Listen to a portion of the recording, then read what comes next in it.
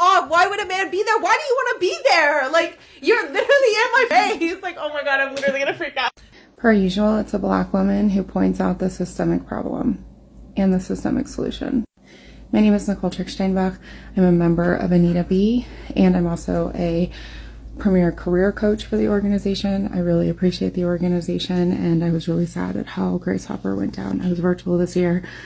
I had an amazing experience, but that wasn't true because so many men showed up and stole space from the women and the non-binary people that the conference is created for. The sheer audacity to decide to put yourself somewhere that is not for you is stunning. And I'm just going to quickly compare it to a veterans conference. If there was a veterans work conference, veterans in tech, and a bunch of civilians showed up, you'd have a problem with that, right? I would have a huge problem with that, and I wouldn't put myself there. But of course it's Black women who are pointing to the systemic nature, right? Because yes, the men gate crashed. Yes, our organizers and our community can do even better. Yes. But you know what? Why are those companies taking their resumes? Why are they taking their resumes? Historically, this conference was made for women because of the lack of representation of women in technology, despite women being the first coders. And this year is the first year where there has been an insane amount of men who went, and they're not going to listen to the sessions and learn. They were there just purely for the career fair. Keep in mind that the entire conference is named after Grace Hopper, who was a woman computer scientist and mathematician who paved the way for women in technology. Here's what happened in the words of the women who went. These men are acting like zoo animals, sprinting to the booths and physically hurting some of the attendees. Here, a woman posted that 2 men tried to follow her to her hotel room and she had to turn around and confront them for them to leave. Many posted that the men were physically pushing the women around and even hit on them, which made women feel uncomfortable, and this is supposed to be a safe space for women. Boy, oh boy, oh boy, oh boy, oh boy. We got to talk about a pretty hilarious story that involves wokeness backfiring, because wokeness is antithetical to common sense. So you see this stuff happen all the time, right? Like, for example, when it comes to illegal immigration, you have the liberal cities of America boohoo whining and crying about the illegals, even though they wanted more diversity, equity, and inclusion, right? They wanted an open border, okay? And they got exactly what they voted for, and then they figured out that, oh, diversity is probably not a great thing, right? Not all the time, that is, right? And then you got crime, okay? These people said it's racist to lock up Black people, okay? So therefore, we need to be soft on crime. We need to give criminals a slap on the wrist. And now these liberal cities are suffering from a crime crisis, okay? This is just some of the consequences of wokeness, okay? It always backfires. The best way to red pill a leftist is to just give them what they want, right? Give them exactly what they want. And that leads me to this story right here about a bunch of feminists raging over the fact that there was quite a few young kings, men, that took over a women's conference by exploiting a loophole in the eligibility for who can attend the conference by saying that, hey, I'm not really a man, I'm actually non-binary, right? And these, young kings that showed up, who, in my opinion, probably are not non-binary, but who knows, who am I to assume what their real gender is? They showed up and apparently they were taking away all the opportunities from the women, okay? Because they were rushing in line to get their resumes to the tech recruiters. It was a tech recruiting conference for women, okay? And again, these men decided to show up instead, and again, to try to take spots away from women by exploiting the non-binary loophole. Okay, I guess you can say that if you play non-binary games, you win non-binary prizes, which is the exact type of game that feminists have played historically, because I think that you can argue that feminism has paved the way towards this gender ideology that is so pervasive now in society, in the sense that feminists are the ones that argue that men and women are the same, right? That a woman can be a man, that a woman can do the same things that a man can do. And that was a part of their fight for so-called equal rights. Now, like every other movement, okay, that involves so-called civil rights, it gets taken to the extreme. And now men literally think they can be women, and women literally think they can be men, right? Which, again, is something that feminists, I think, personally have paved the way for with their ideology. So they're kind of getting what they asked for, even though I would say more modern day feminists, maybe they haven't pushed back as hard against the woke gender ideology movement as I would like to see. But you do have some feminists standing up and pushing back against it, acknowledging the realities of biology. I just wish that they would be more accepting of traditional gender roles, which is how we continue to have a functioning society. I think one of the reasons why society has fell off a cliff is because of the collapse of traditional gender roles. That's just my opinion. But anyways, let's get into the story. I'm going to show you guys some videos as per the usual of the backlash, but I want to read a little bit more about the background of this conference and what's going on here, and then we're going to get into some of the outrage. So let's get into it. Attendees of the largest gathering of women seeking careers in STEM fields are livid after scores of men invaded the tech job fair because they allegedly lied about being non-binary. Videos across social media showed men racing to meet with potential recruiters at the annual Grace Hopper celebration event held in Orlando between September 26th to the 29th, a job fair specifically aimed at helping women and non-binary technologists. Yeah, so again, this conference is woke because instead of just saying that it is for women only, they open it up to men by saying that, well, you know, if you're non-binary, which, you know, I'm not sure exactly what that is, okay? Non-binary, I guess that means you're not a man or a woman, right? So again, I'm trying to figure out exactly why they would throw that in there, but they did. And again, when you play these type of games, these are the type of prizes that you win, right? The female attendees, some of whom paid about $1,300 per ticket for a chance to network with recruiters, have blasted the cisgender men for skipping all the panels and seminars in order to beat the women to the recruiting lot. So these men were smart, right? These guys were super smart. Okay, as you can see here, these are Asian tech guys, right? So these guys are super competitive. They're not there for the nonsense, right? They're there to get a job, okay? They're not there for the wokeness, okay? Even though they exploited a woke rule in order to actually get into the conference, which is hilarious. Again, these are kings, in my opinion.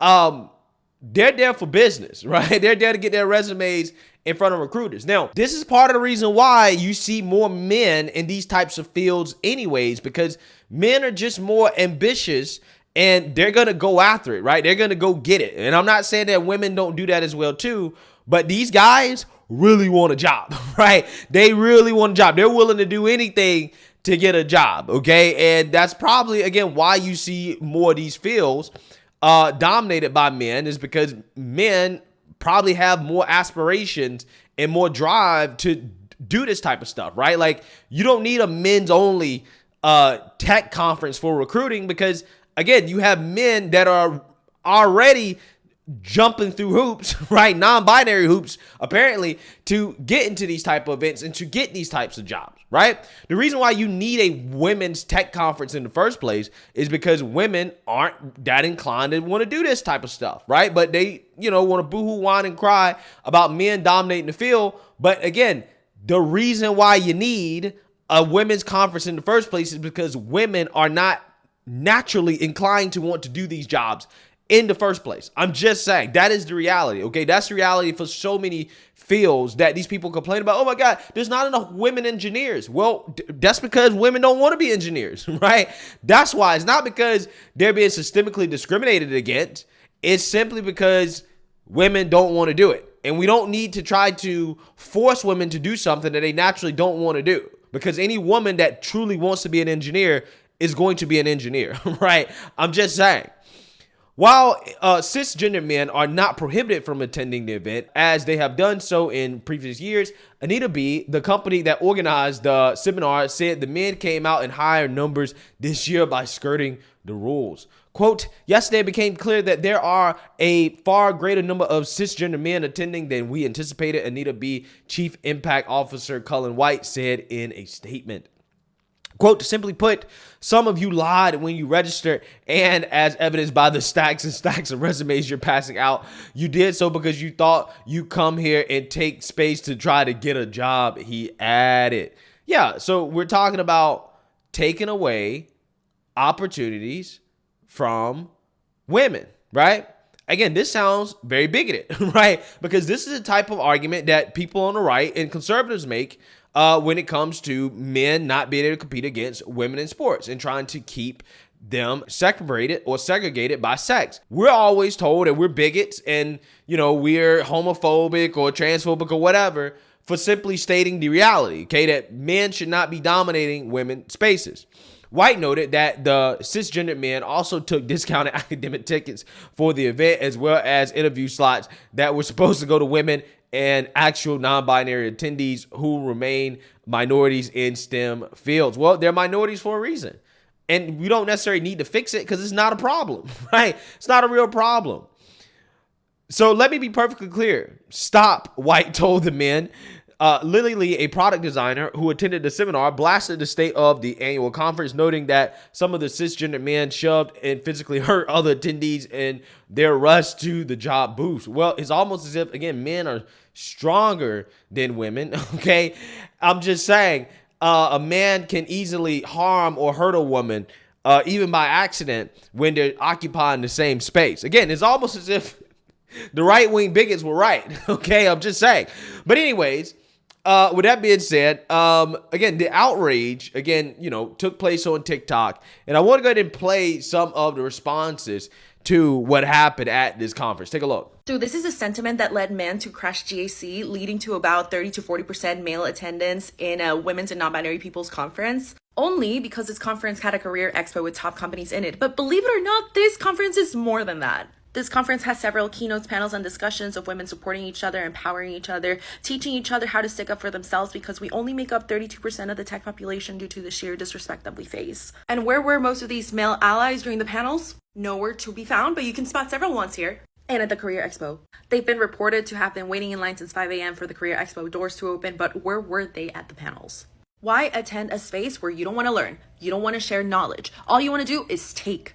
You stand for nothing but selfishness. On top of that, several women have reported SH, being shoved, being pulled by their hair, being trampled, also that some dude could get their resume to a recruiter faster. And I sure hope that recruiters are paying attention to that kind of behavior, because do you really want a person that goes to a career fair for women and does that kind of thing to work at your company and reflect on the company culture?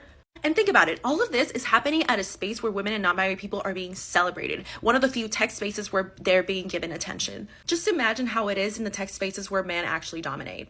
I think companies need to have a serious discussion on flagging every single resume of these dudes who decided to crash Grace Hopper and making sure that they shouldn't get any interviews. And no, I don't think that's extreme at all. Let me show you why. The only way to even get tickets to the event if you aren't already a woman is to identify as non-binary. Which is fine if you are non-binary.